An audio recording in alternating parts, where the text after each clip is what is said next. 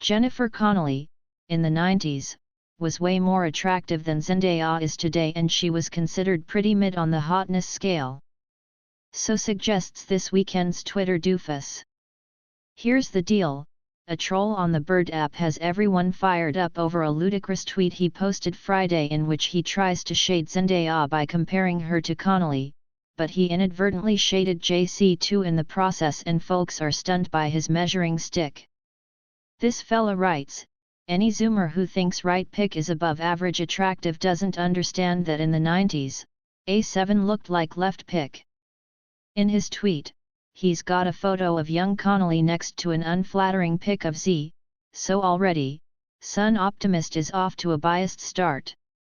He ends with this wild statement, "Above average meant something else back then. There'd be like 10 girls as or more beautiful than Connelly working at every chain restaurant." In other words, this guy is saying that young women in the 90s were simply much prettier, on average, than your everyday hottie in 2023, and he's using Jen as an example, by claiming you could find a million Connellys anywhere in America back then. Again, he's also saying Jen wasn't even considered a true dime in this regard. A few notches below, in fact. Two things. He's a jerk for pitting these two beautiful women against each other, but also, a lot of people think he's dead wrong about Connelly, specifically. Many say, she is a 10.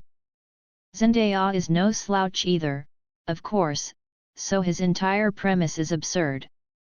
In a follow-up tweet, he says the modern zoomer thinks heavier set women are the cream of the crop.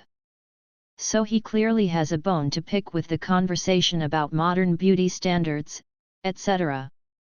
Not to fan the flames on this or anything, but considering Zen and Jen are knockouts in their own right, we are somewhat curious who the public considers the lovelier dame here.